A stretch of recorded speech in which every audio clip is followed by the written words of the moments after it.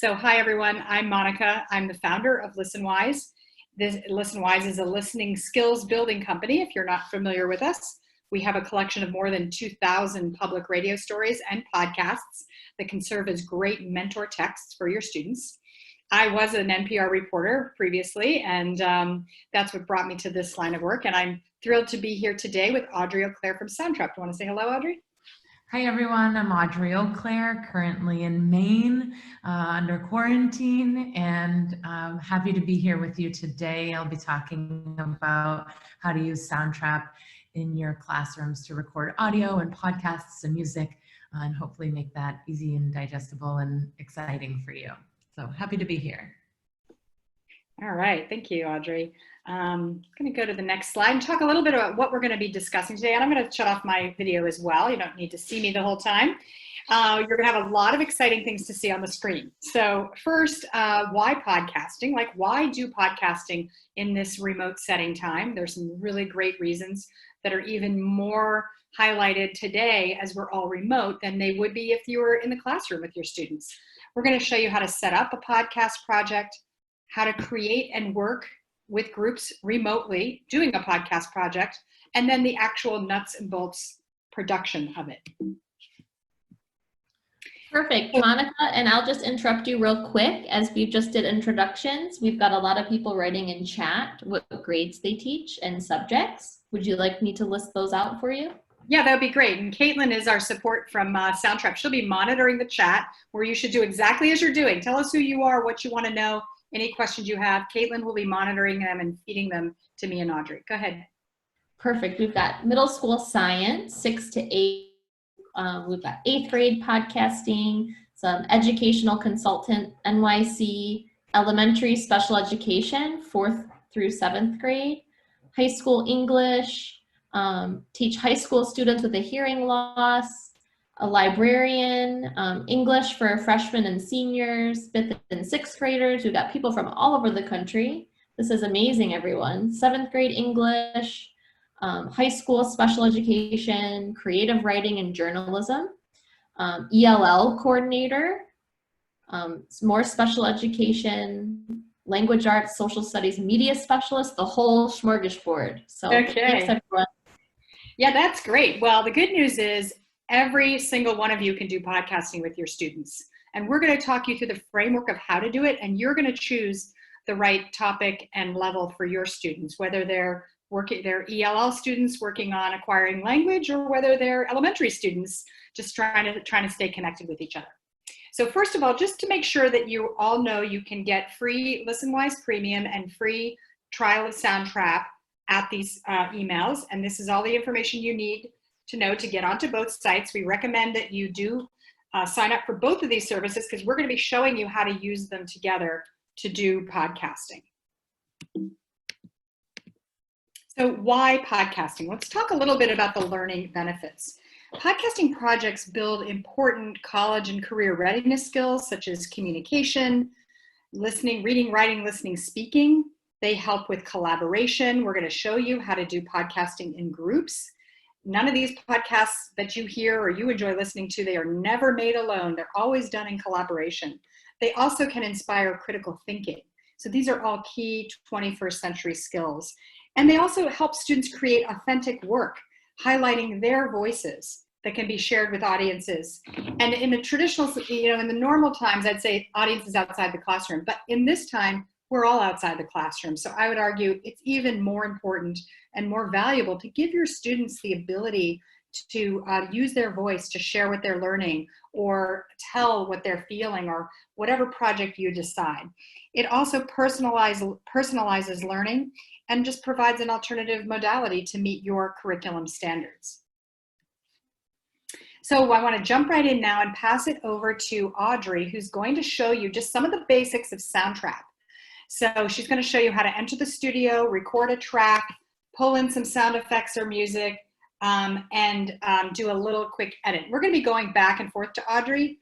So Audrey, I've passed it over for you to screen share and give us a little quick tutorial on Soundtrap. As I said, we'll be going back a few times to Soundtrap, so you might have many other questions about things once you see what she's got to show you, but know that we will be going back for a more in-depth dive as the webinar progresses. All right. Can everybody see my screen, or can you see my screen, Monica? Yes, I can. And you can hear me well? Yes, you sound great. Okay. So for everyone, for those of you that start a new trial today, that will last you through the end of July, you will be welcomed to this landing page. Yours will look very much like this from the teacher perspective, where you have my projects, my public profile, my groups, EDU admin, lesson plans, and resources. Your students' landing page, when they log in, will look quite similar, but we'll have to. So for right now, we're just interested only in getting into the studio. So we're going to press this button, enter studio, and it will take a moment. And this is our logo. So my favorite feature is that it is very sleek and clean and intuitive. So we are obviously not going to make a music project today. We're going to click right here on podcasts. I use this tool with all age levels, 5-year-olds all the way to 95-year-olds. So don't feel intimidated to invite young learners or even your most sophisticated learners to this tool. So the first thing we want to do is record a voice track. And I simply do that by pressing over here, add a new track, or I could add a new track right here. We try to have multiple means, multiple points of entry. So add a new track, click on voice and microphones. Good morning. Thank you for joining me for this webinar about Listenwise and Soundtrap and recording podcasts. All right, so there's my recording. We'll play with that a little bit later too. I wanna, we'll do some extra special stuff to it in a few minutes, but I also wanna show you how to add loops or sound effects. You can do that a couple of ways, again, by adding a new track and clicking here to loop library, but there's also this option over here as well, where it lists over 5,000 pre-recorded royalty-free loops, talking to your learners about why it's important to use royalty-free music and sounds is very important. And so you have a fully searchable library of sounds, sound effects, instruments, and you can preview by pressing the play icon, or you can, if you know you like it or love it, you can, of course, favorite it. And then simply by double clicking, it is added immediately to the studio over here. So let's go ahead and take a quick listen. I hope you can hear it clearly. Okay, let's go ahead and press play. So you'll see how I was talking over the instruments. That's not right. So now we're just going to go ahead and slide this, right? And you can also fade in and fade out. I can also, if I wanted to take out something that I said, I can move the playhead, select Command E to split the track, and then click again to delete, right? So I'm going to put that back because I actually do want that audio for something we're going to talk about later. But, and again, you can have an unlimited number of tracks. We can play instruments. This is, again, the heart and soul of this tool is in music. It was created for musicians by musicians in Sweden. And so there's a million things that you can do over here. But I think I'm going to stop there for right now, and we'll jump back into Monica's slide deck unless there's a question about what I've shared so far. Somebody just had a quick question about Command E, right? With split tracks, is that right? Exactly. Show that again. Oh, your audio is actually a little disrupted. Audrey, your audio is a little disrupted. So I'm going to tell everyone it is Command E, or as you can see on the screen, you pull down Edit and you click on Split Region. What is so cool about this tool is that it's non-destructive. That's what we say in the journalism world when you're in audio.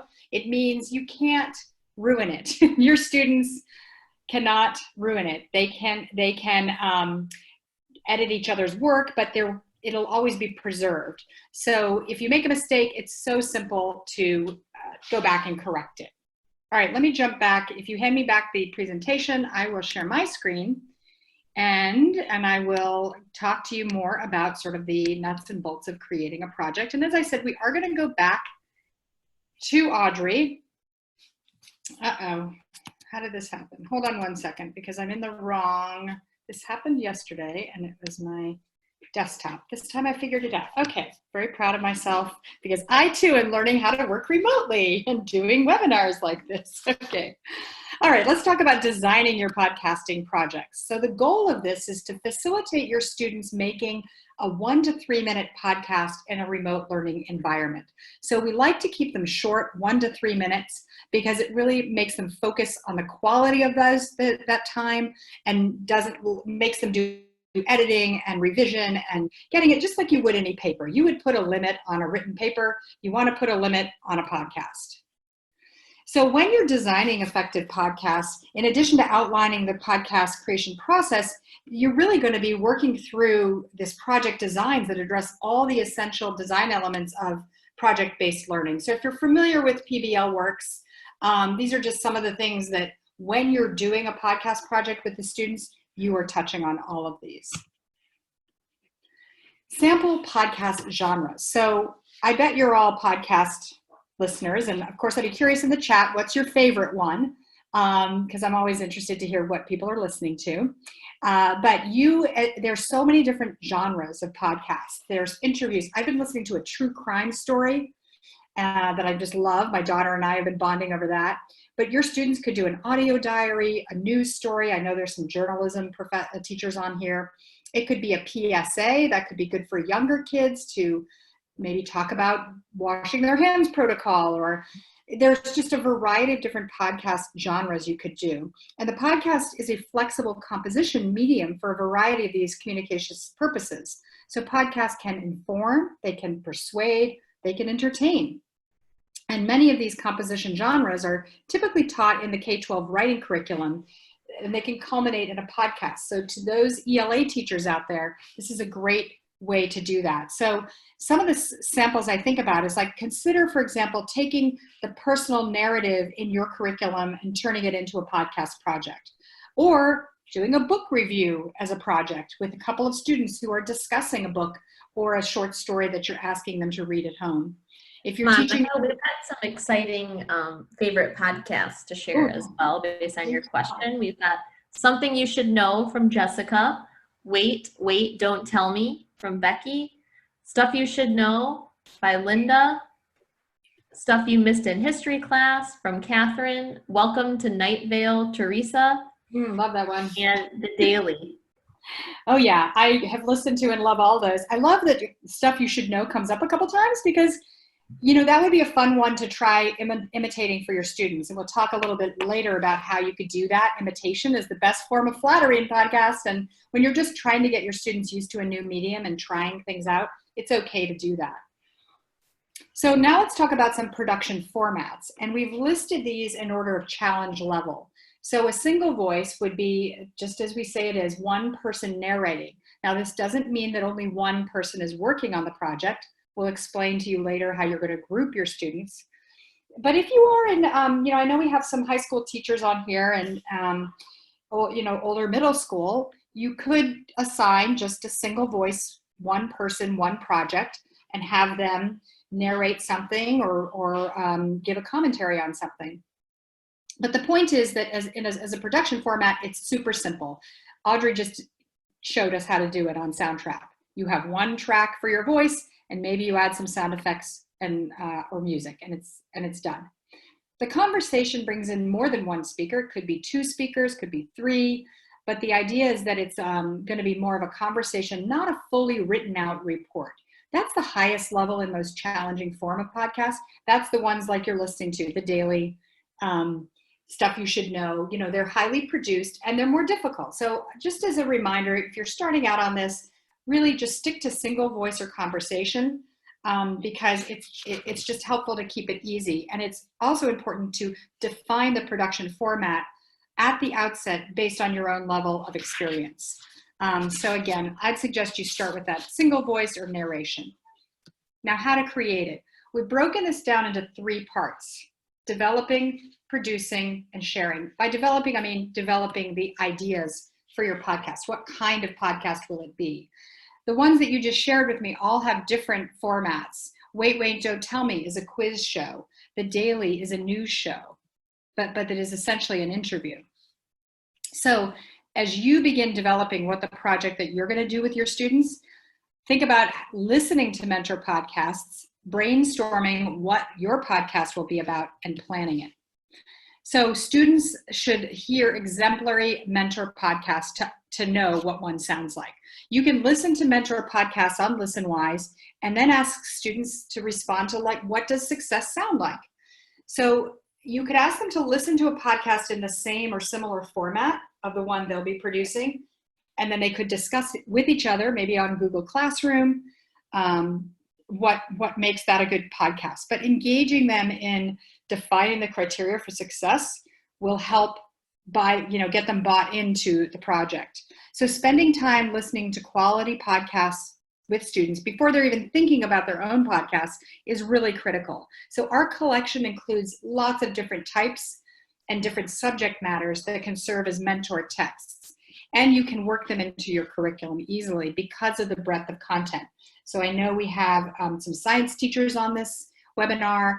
We have a great science collection that really brings the real world application of science. And I'm just gonna demo a little bit of Listenwise to show you that.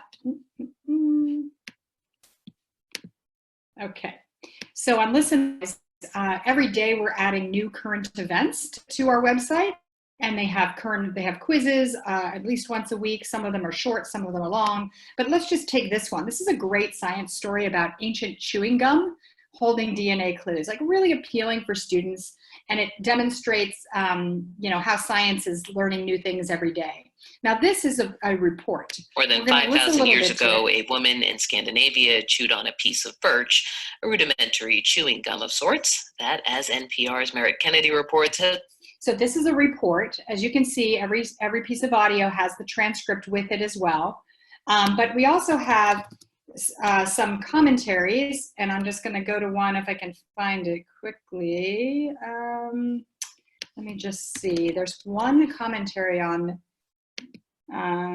sorry, just going to give me a minute, make sure I've screened everything correctly. Okay, well, probably easier for me to just stick to the ones I know immediately, but some of them are in the single voice narration, some of them are conversation. So for instance, The Giver is an interview with the author of The Giver. So this story would be a good example of how to do a conversation. I'm just gonna play just a for a little bit second, of it. try to imagine history, and the giver who passes those memories on. So it's a conversation with the author, and that's what makes it a good example of like a conversation you could be having. But Listenwise has a very robust search feature. If you just go to the box and click on the side, you will be able to search according to subject matter. The Lexile audio measure is a new exciting thing that we have added. It is similar to the measure, except it's measuring the challenge level of the audio.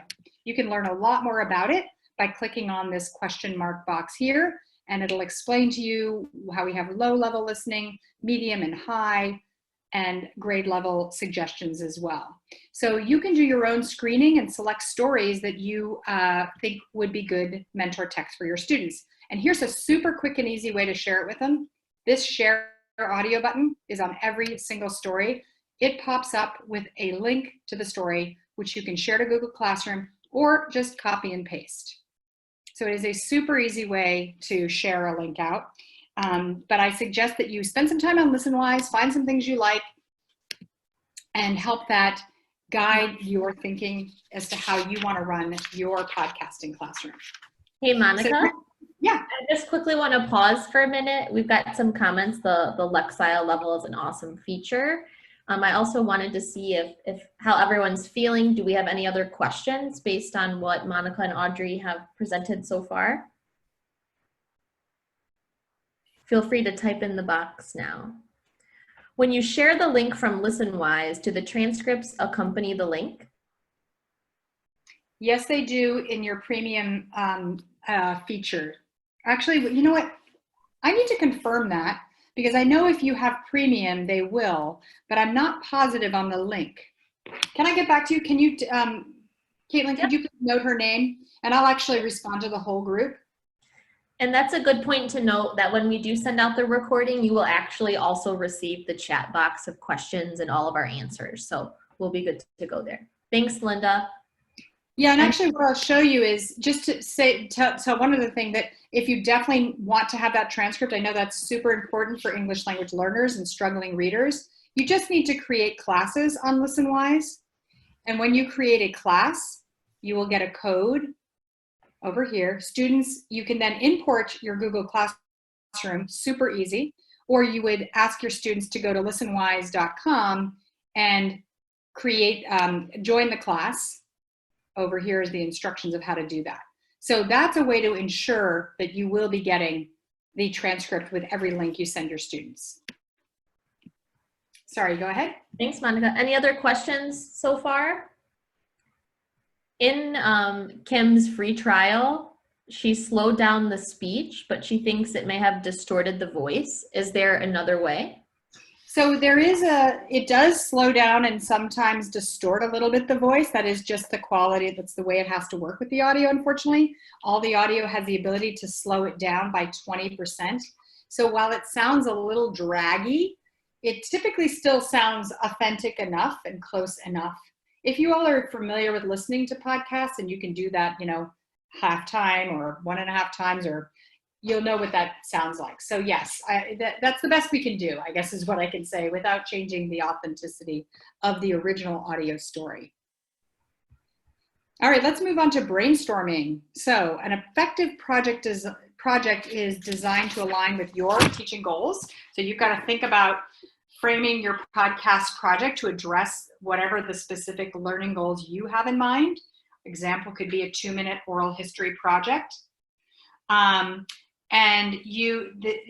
then you also can allow for student choice about specific topics and details. But honestly, I would suggest that you choose your learning goals and make sort of a frame around it, such as an oral history podcast, and then give your students more choice about the type and who they're going to interview, not the subject entirely. Again, very similar to if you're assigning a paper in social studies or an ELA, that you want to give students some choice, but not entire liberty to figure it out, because you'll get a wide variety of responses.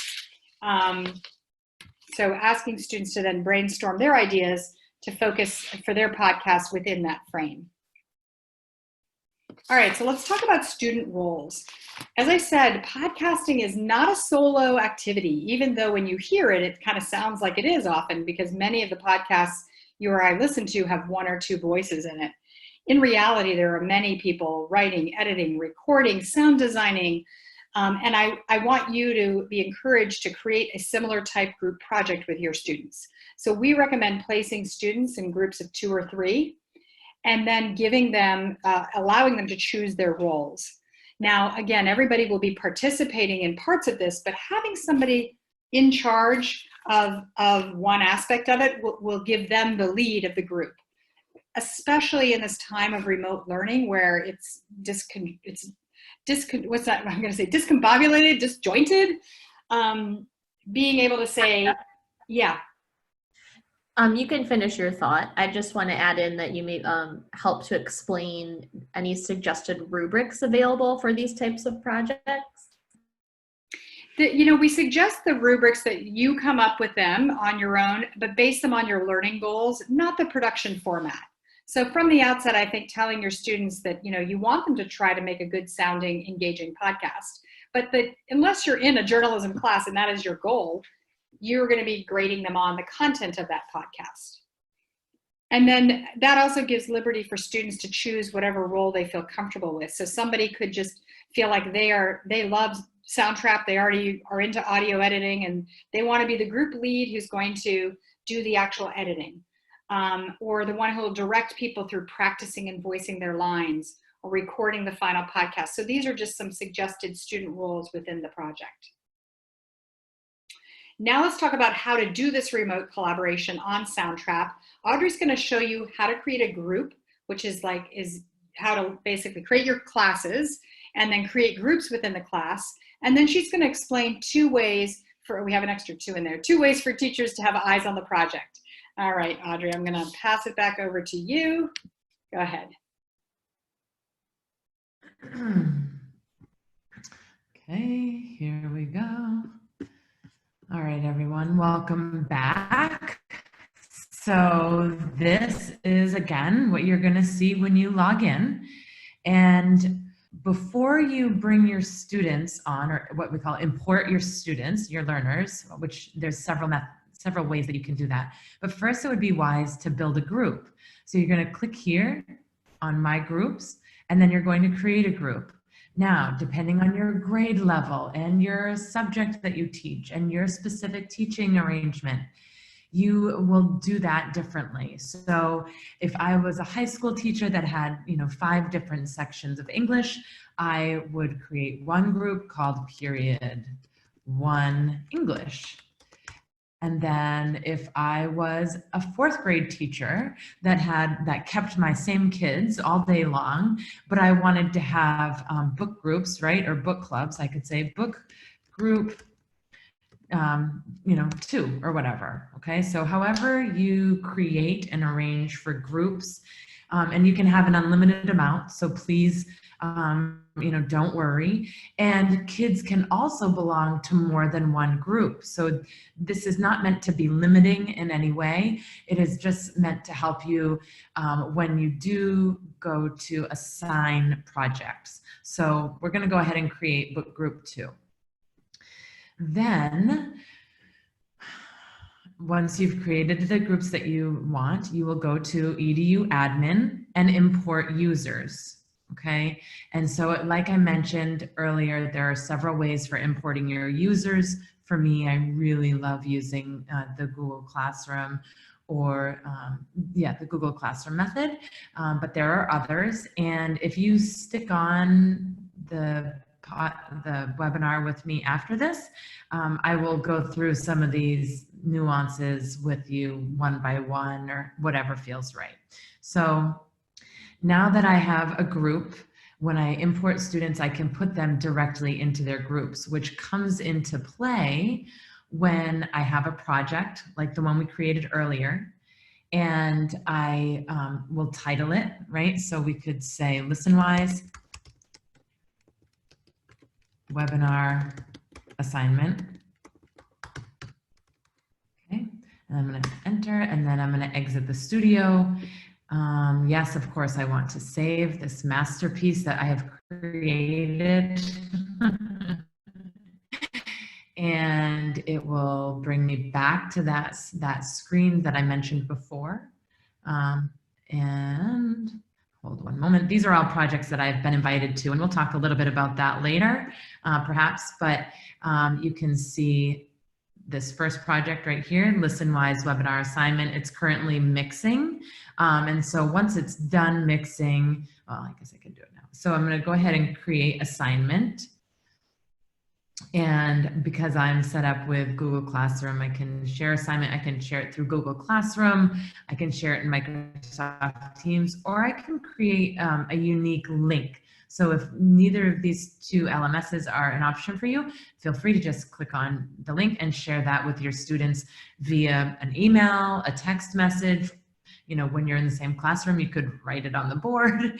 But those are some methods for creating an assignment. Now, when you create the assignment and you share that out, each kid or each learner gets their own copy of that project. So for example, if we opened this back up, every student would get this version, okay? So with the 3 tracks, and then they would be able to edit that and make changes, or maybe this is you recording directions or something, okay? But maybe part of your directions are to invite 2 other friends or 2 other classmates. Now, Soundtrap has something called a walled garden, which means that you set up the groups and you control who is in what group. If a student is like, so if Monica and I were in the same class but not in the same group, we would not be able to, collaborate unless that was managed on the teacher level. And that is meant to keep kids safe, all right? And they certainly cannot collaborate with people outside of what we call, the educational domain, the educational account.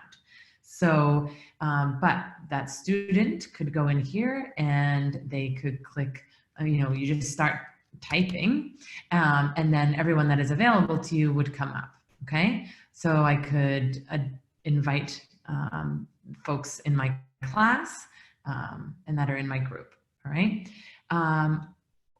If the teacher does this on the teacher side, the teacher could create these groups beforehand.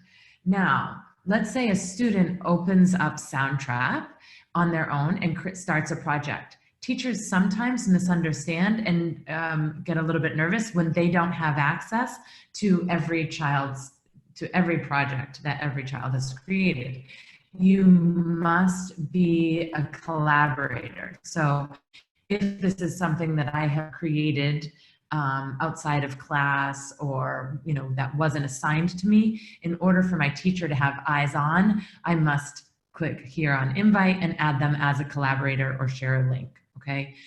So don't be alarmed if a student says, I shared, can't you see my work? The answer is no, if you didn't create it or if they haven't already added you as a collaborator. How does that sound? I think that sounds very clear. Thank you. And I just want to stress that, especially in this time of remote learning, and maybe you want your students to interview their grandparents or their cousins across the country, that you could ask them to do it in a separate interview format using a smartphone.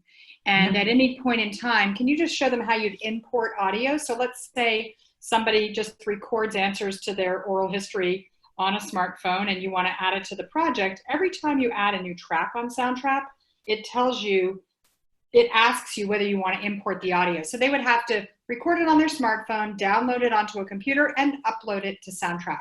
So it's pretty simple and straightforward. Yep, and so you just literally do that by clicking add a new, import file, not add a new track.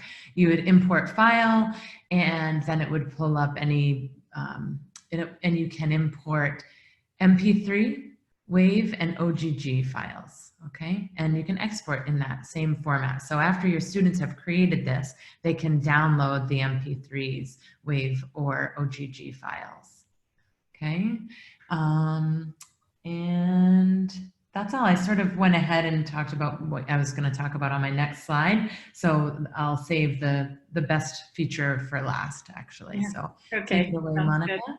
All right. Thank you very much. All right. Let me go back to talking about how to do this project with your students. Okay, so we heard a lot about how to remotely collaborate. I think you can see what a really awesome tool Soundtrap is for exactly this type of learning, because students can still be together online in a group working on a project together without being in the same room. Now let's talk about producing it. What will listeners hear? So when you're producing it, there are about 5 steps. You're going to be researching, interviewing, writing, recording, and editing. It's important in designing a student project that you plan backwards from the final project. So try to break down the podcast creation process into these manageable steps, and teaching those skills required and then checking for their progress at each step is going to be a way for students to not feel overwhelmed by this, nor for you to feel overwhelmed by it. So it's possible your students are already good researchers. They know how to prepare research projects, but they haven't done podcasting itself. So first, we suggest, if you're doing an oral history project, let's say you're researching the history of the time that you're going to be doing the interviews about, writing a summary of it. That could be a good point for assessment. And as somebody asked earlier about assessment rubrics, and I just want to point out in the chat that Caitlin shared that there are some great assessment rubrics shared on Soundtrap as well, that you can draw on. But you want to get your students to write up at least 5 interview questions, but you don't want them to go out and ask to record all 5. Now, the reason I say this is because recording answers to 5 questions could be a 15 to 20-minute recording, and that is just too much audio to work through. So you want them to revise those questions based on your feedback and really focus in on the 2, maybe 3 core questions they need to record when they're out doing their recording. All right, so we actually talked a little bit about this, and I'm going to already throw it back to you, Audrey, to talk a little bit more about recording in that walled and non-walled garden, and especially the transcription feature, because we went over many of these points already, except the transcription. And this is such a cool feature. Oh my gosh, you guys are going to love it. The students are going to love it, because it's an important part of their process that when they do a recording, that they transcribe it, that they know exactly what the person said, and then they can read again and summarize what they learned, and then select from those clips which ones they want to use. Well, Soundtrap makes it super easy to do that with this transcription feature. So I'm going to stop sharing and hand it back to you, Audrey, to just show briefly that feature. Okay, so for those of you, and there were several that mentioned that you were special education teachers. So you can imagine how excited I was by this feature. Yes, for the podcasting capabilities and what it means to podcasters, but to my learners that struggle to write and struggle with written expression, this feature was an absolute game changer. So for example, I have one voice track. So if you'll see down here, and it's sort of hidden, but if you click on transcript and then select voice track, and then, oops, it's gonna think, okay, transcribe. Let's hope my Wi-Fi cooperates. So I'm going to now press transcribe, and it's telling me it will only transcribe voice tracks. So sometimes people will ask if it will transcribe singing, which it does not necessarily, I guess, depending on how clear your singing is. I did sing Puff the Magic Dragon the other day, and it did transcribe that beautifully. That was a little embarrassing though. So I'm going to go ahead, and it does take a little bit of time, and you'll see that this is quite short. My son and I recorded about 16 minutes of audio the other day in one fell swoop, and then transcribed it, and it took 5 or so minutes, but believe me, it is so worth it. And so here I'm going to try to expand this a little bit so that you can see. So if you remember back, you've got to remember back to the beginning of the call where I said, good morning, thank you for joining me for this webinar about Listenwise and Soundtrap and recording podcasts. So I hope that you are as stunned by this as I am. First of all, for those of you that are used to transcribing your own audio or using speech to text, whether you use your smartphone or tools like Dragon Dictation, depending on the sophistication of the tool, sometimes you have to speak your punctuation. So for example, I would have had to say, good morning, comma, thank you. But this is smart transcription. It identifies some of those pauses and and the tone of your voice, and is able to actually punctuate for you. So, which is another amazing feature. Now, let's say that, oh, and you can see that she did get, I always say she, but the transcription feature did understand Listenwise. I said that clearly enough, but that's not quite right? Listenwise is one word and with capital L. So I'm going to highlight that and press the letter E. And then I'm going to remove this space, and I'm going to capitalize the L. Okay, so Listenwise, and then that's amazing. And now also Soundtrap. She understood it perfectly, but she did it as 2 words, and my mouse is a little bit upset with me right now. I'm going to press E again and take away the space. And Audrey, can you show them how you can edit the sound? Yep, I'm about to get there. Okay, I was rushing ahead. I'm so excited. So I'm going to now shrink that up. So now all I've done is edit the transcription. Okay, so that's accurate. However, would you please leave eyes up here on this beautiful pink track, and let's say that I wanted to if I wanted to re-record this and I realized, oh, I said good morning, but it's not morning, it's evening. So I'm going to delete this. I'm going to highlight it and press delete. And look what happened up here. Right? And so there's a space. Now let's go ahead and listen to what happens. Okay. Good, thank you for joining me for this webinar. So it says, good, thank you. Well, now if I want to say evening, I'm going to now move this a little bit so I have some space for recording, bring my playhead back, and let me mute this and just, okay, hold on 1 second. Evening. Now, again, that's a little bit, I'm going to have to do a little bit of trimming and a little bit of pausing, but hopefully I should be able to get that just right so that now my podcast is accurate. So the other, I told you we were doing a podcast with my son, and my son had a bunch of ums in his, as he was talking, as a 10-year-old, a lot of 10-year-olds do. You can find that, and you can also see, look, it noticed that I had new content. So if I pressed yes, she would go ahead and find the word evening. Let's just quick listen. Good evening. So it's a little bit of a jump, but it's still pretty amazing. And you could make that even more refined if you had the time. I want to be sensitive about your time, but I was saying that my son had a bunch of ums. And so another option is to do the Command F and search for, search for things, and you can find ums and just remove all of the ums. And it happens automatically from the transcription so that you're not having to scrub the audio, which means listen carefully, pause and delete. So it's just so much more simple when you can edit it directly from this transcription. And then it's a little bit clunky, but it is possible to highlight and copy and paste this into another document if you need to for show notes, or for, if you want to add that to your web page or your YouTube channel, wherever you're posting these. So that's really, really helpful. So that's a little bit about transcription.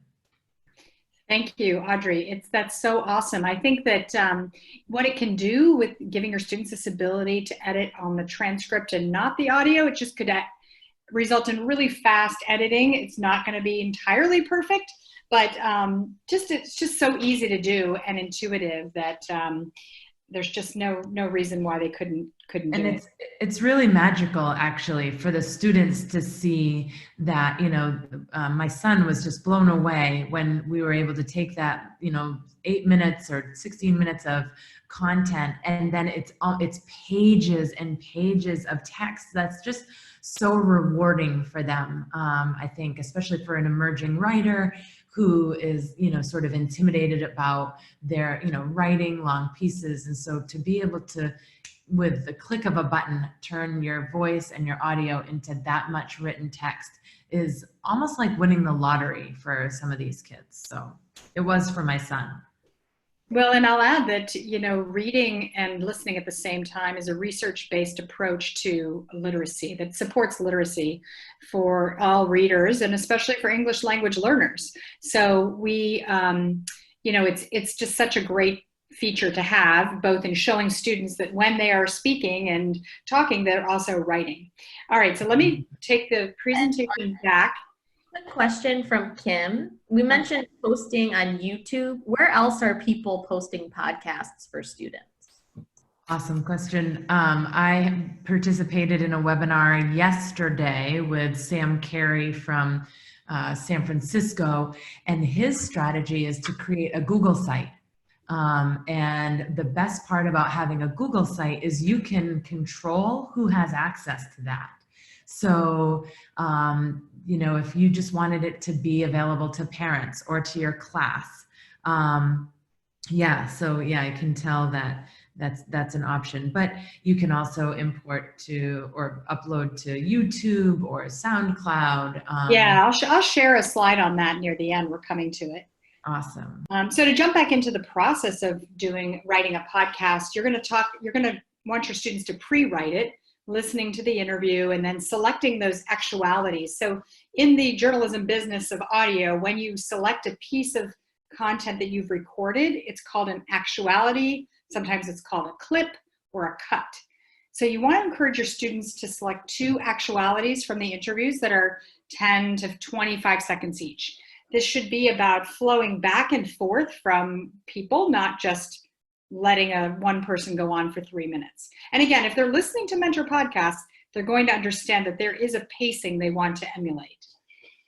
You can also give feedback on that clip selection as a point of assessment throughout this project. And then use those tools we just showed you to isolate the audio. Now, when you get into the script writing, they should be given clear expectations regarding the format of the script as well as examples to model.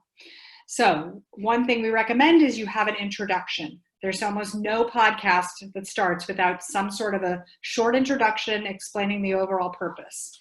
That's kind of might be sort of the thesis statement, if you will, of the podcast, or it could be a, like a teaser.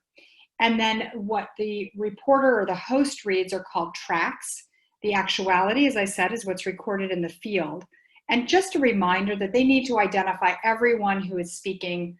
And when they speak a second time, they have to refer to them again. This is the same as a written paper in English. You would not let them quote anyone without full citation, nor would they quote them the second time thinking, well, I already quoted them the first time. But often this is overlooked in audio because they think, well, you already heard that person, so you know it's their voice, so I don't need to say that this is Mary Sanchez again. But they do. So that's some good script writing advice. Here is what a sample script looks like. This is pulled directly from the NPR website. And just to break it down, here's that 3 sentence intro from the host. The track is by the reporter, Dan Charles in this case. The actuality is Ross Siragusa, and then you'll see down here, Ross Siragusa is mentioned again. Now, when you're recording the script, you want to make sure that everyone's roles are clear, and that that person who's going to be the editor or the director thinks about things like wearing headphones, finding a quiet space, getting them to practice. These are all fall under the role of like the director. And reading it out loud and timing it is so key. I know when I was a reporter for many years, I never, ever would go into an edit with my editor without having read the script out loud at least once, with a stopwatch, because in the timing world of podcasts and NPR, you have to be to the second. And if they tell you to write a story that's 3.5 minutes and you come in with a story that's 3 minutes and 45 seconds, you will have to cut, you will have to edit, you will have to explain why your story is longer than your given time.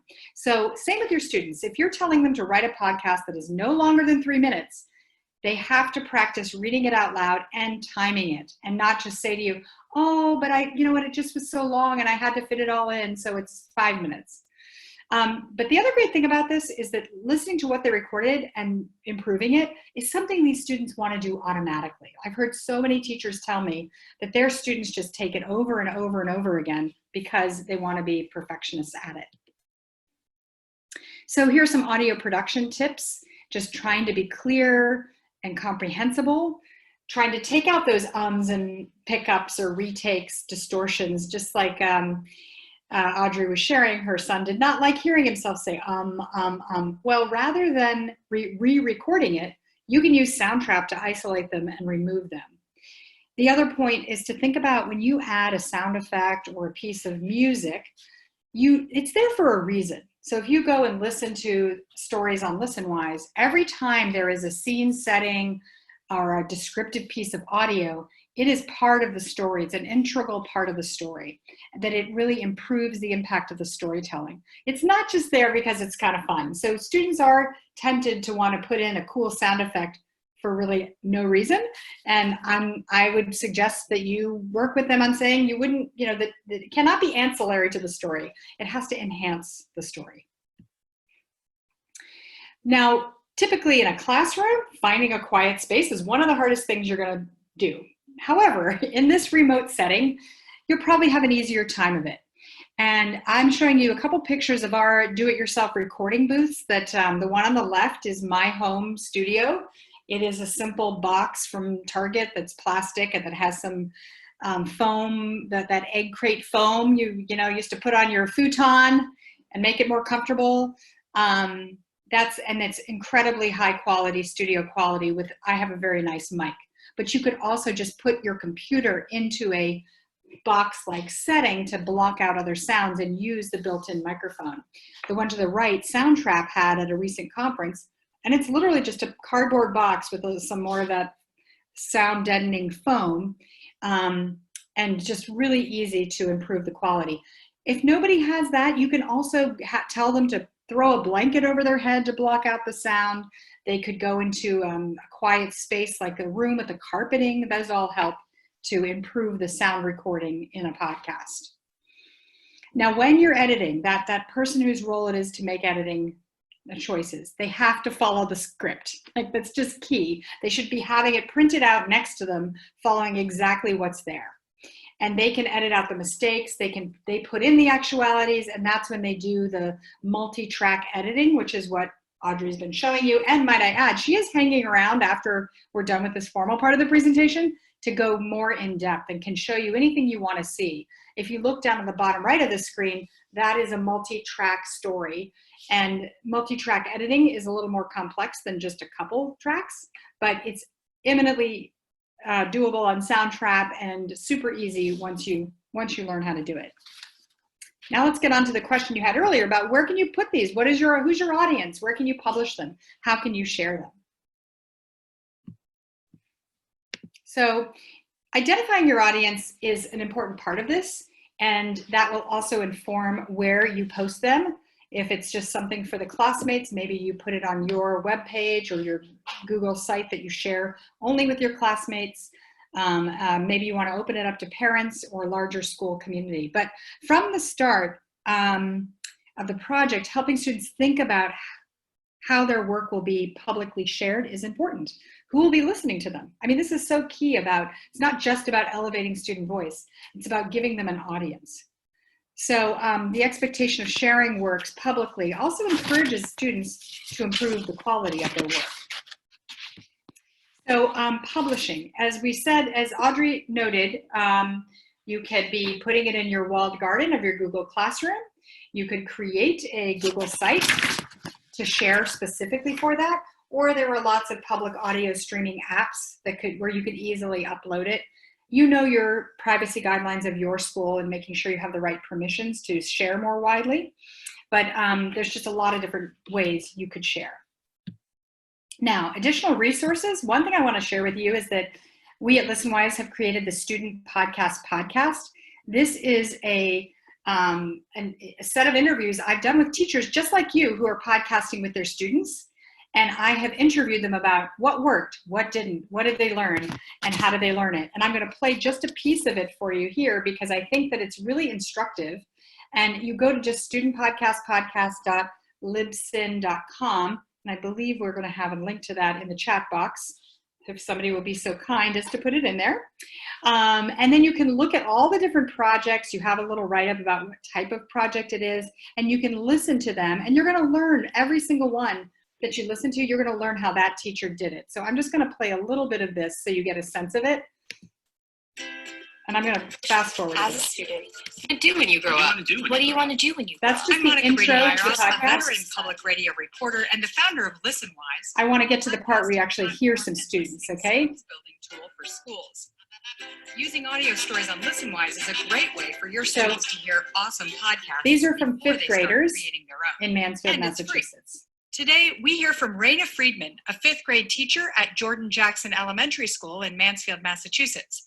Her students did several podcasts called A Day in the Life of a Fifth Grader. Hello, ladies and gentlemen. Welcome to A Day in the Life of a Fifth Grader, where fifth graders tell you about their life. Raina says her students worked in groups and were asked to pick 15 words from their Wordly Wise vocabulary program to include in their podcast. And that led to a lot of creativity. Some people have nostalgia for breakfast. But have you ever wondered why breakfast is so important? All right. I just love listening to that. I could listen to these all day. I really encourage you to go to the Student Podcast and spend some time listening, because you're going to enjoy it. You're going to hear what students can do, and you're going to learn directly from teachers who've tried a variety of methods. So next thing to do, we're going to wrap up in a few minutes and turn to the office hours where Audrey can talk more about Soundtrap. But just get your students to practice. Have them record their own voice, someone else's, a conversation. Maybe give them a prompt. These are some examples of some prompts that you could do. Just get them into Soundtrap, playing around by themselves before you launch a full podcasting project. And then also pick a couple stories from Listenwise to have them listen to really just get those creative juices flowing. So here are some other links. Again, we're going to share this with you. I think we already shared the slides in the chat bar. And this is how you can access the Student Podcast. We have a full podcast listening guide, and Soundtrap has a wealth of ideas as well.